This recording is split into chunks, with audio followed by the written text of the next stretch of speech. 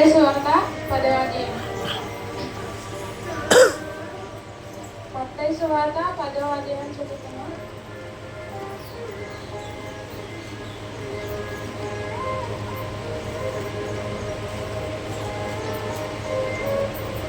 ఆయన తన 12 మంది శిష్యులను పిలిచి అపవిత్రాత్మలను వెళ్ళగొట్టుటకు ప్రతి విధమైన రోగమును ప్రతి విధమైన వ్యాధిని స్వస్థపరచుటకును వారికి అధికారం ఇచ్చాను.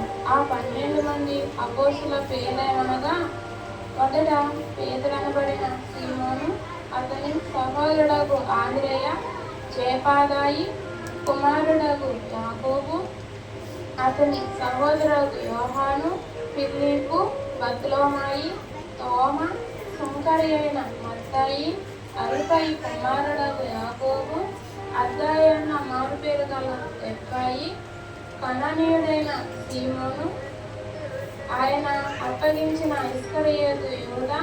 యేసు ఈ 12 మందిని పంపుచు వారిని చూచి వారికి ఆజ్ఞాపించినదేమనగా, మీరు అన్యజనుల దారిలోనికి వెళ్ళుకుడి, సమరయ ఏ పట్టణములోనైనాను ప్రవేశింపకుడి గాని ఇశ్రాయేలు పట్టణములో నశించిన గొర్రెల యొద్దకే వెళ్ళుడి.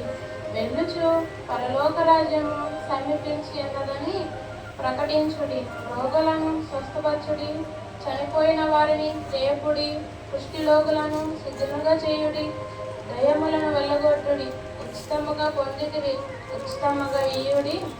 మీ సంచులలో బంగారమునైనను వెండినైనను రాగినైనను ప్రయాణము కొరకు జారినైనను 2 అంగీలనైనను చెప్పులనైనను చేతి కర్రనైనను సిద్ధపరచుకొనకుడి.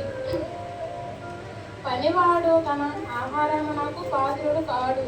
మరియు మీరు ఏ పట్టణములలోనైనా గ్రామములోనైనా ప్రవేశించినప్పుడు అందులో ఎవడు యోగ్యుడో విచారణ చేసి అక్కడ నుండి వెళ్ళు వరకు అతని ఇంటనే బస చేయుడి. ఆ ఇంటిలో ప్రవేశించుచు ఇంటి వారికి శుభమని చెప్పుడి. ఆ ఇల్లు యోగ్యమైనదే మీ సమాధానము దాని మీదకి వచ్చును, అది అయోగ్యమైనదైతే మీ సమాధానం మీకు తిరిగి వచ్చును. ఎవడైనాను మిమ్మల్ని చేర్చుకొనక మీ మాటలు వినకొండిన ఎడల మీరు ఆ ఇంటినైనాను ఆ పట్టణమునైనాను విడిచిపోయినప్పుడు మీ పాదములు దులిపివేయుడి. విమర్శ దినముందు ఆ పట్టణపు గతి కంటే సోదము గోమర్ల ప్రదేశము గతి కంటే వారు తగినది ఇండునని నిశ్చయముగా మీతో చెప్పుచున్నాను. ఇదిగో తోడల మధ్యకు గొర్రెలను పంపినట్లు నేను మిమ్మల్ని పంపుచున్నాను కనుక పాము వలె వివేకునులు పామురం వలె ఇసుకపట్నులై ఎందుకుడి. మనుషులను గురించి జాగ్రత్త పడిడి. వారు మిమ్మును మహాసభలకు అప్పగించి తమ సమాజ మందిరాలలో మిమ్మల్ని కొరడాలతో కొట్టింతురు. వీరికి అన్యజనులకు సాక్షార్థమై నా నిమిత్తము మీరు అధిపతుల యొద్దకును రాజుల యొద్దకును తేబడుదురు. వారు మిమ్మును అప్పగించినప్పుడు ఎలాగా మాట్లాడుదుము, ఏమి చెప్పుదుము అని చింతింపకుడి. మీరేమి చెప్పవలెనో అది ఆ గడియలోనే మీకు అనుగ్రహింపబడును.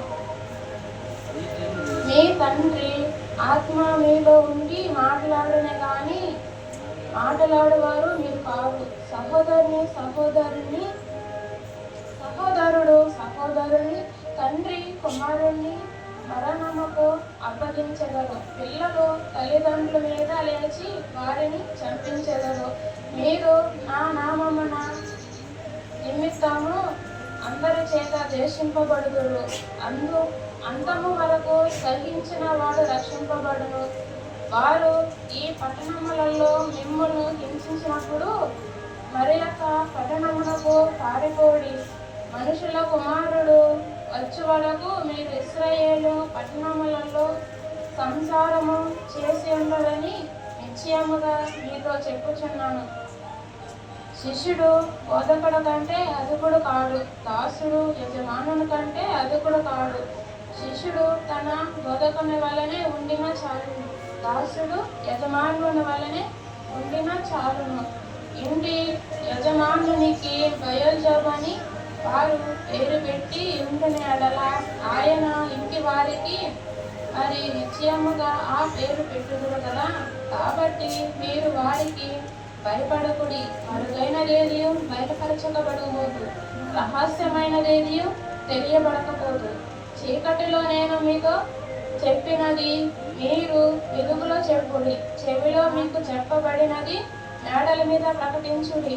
మరియు ఆత్మను చంపనేరక దేహమును చంపు వారికి భయపడుకుడి గాని ఆత్మను దేహమును కూడా నరకమును నశింపజే వారికి మిక్కిలి భయపడుడి. 2 పిచ్చుకలు కసుకు అమ్మబడును కదా, అయినను మీ తండ్రి సెలవలేక వాటిలో ఒకటైనను నేలన పడదు. మీ తల వెంట్రుకలన్నీ లెక్కింపబడి ఉన్నవి కనుక మీరు భయపడుకుడి. మీరెన్నమైన పిచ్చుకల కంటే శ్రేష్ఠులు. మనుషుల ఎదుట నన్ను ఒప్పుకొని వాడెవడో పరలోకమందు నా తండ్రి ఎదుట నేను వాడిని ఒప్పుకొనును. మనుషుల ఎదుట ఎవడు నన్ను ఎరుగననునో వాడిని పరలోకమందు నా తండ్రి ఎదుట నేను ఎరుగనను. నేను భూమి మీద సమాధానం పంపవచ్చి తిని తలంచబడి ఖడ్గమనే గాని సమాధానమును పంపుటకు నేను రాలేదు. ఒక మనుషునికి వారి తండ్రికి కుమార్తెకును ఆమె అత్తకిని కోడలికి ఆమె అత్తకును విరోధము పెట్ట వచ్చి తిని. ఒక మనుషుని ఇంటి వారే అతనికి శుభం శత్రులగుదురు. తండ్రినైనను తల్లినైనను నాకంటే ఎక్కువగా ప్రేమించేవాడు నాకు పాత్రుడు కాడు.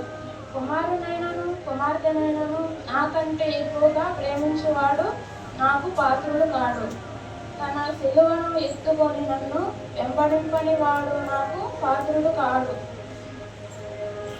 తన ప్రాణము దక్కించుకున్నవాడు దాన్ని పోగొట్టుకొనును గాని నా నిమిత్తము తన ప్రాణము పోగొట్టుకున్నవాడు దాన్ని దక్కించుకొనును. మిమ్మును చేర్చుకున్నవాడు నన్ను చేర్చుకొనును, నన్ను చేర్చుకున్నవాడు నన్ను పంపిన వాడిని చేర్చుకొనును. ప్రవక్తను చేర్చుకున్నవాడు ప్రవక్త ఫలము పొందును. నీతిమంతుడని నీతిమంతుని చేర్చుకున్నవాడు నీతిమంతుని ఫలము పొందును. మరియు శిష్యుడని ఎవడు ఈ చిన్నవారిలో ఒకనికి గిన్నెడు చల్లనీళ్ళు మాత్రము త్రాగనిచ్చును వాడు తన ఫలము పోగొట్టుకొనని నిశ్చయముగా మీతో చెప్పుచున్నాము. చిన్నవారిని దీవించుదాము.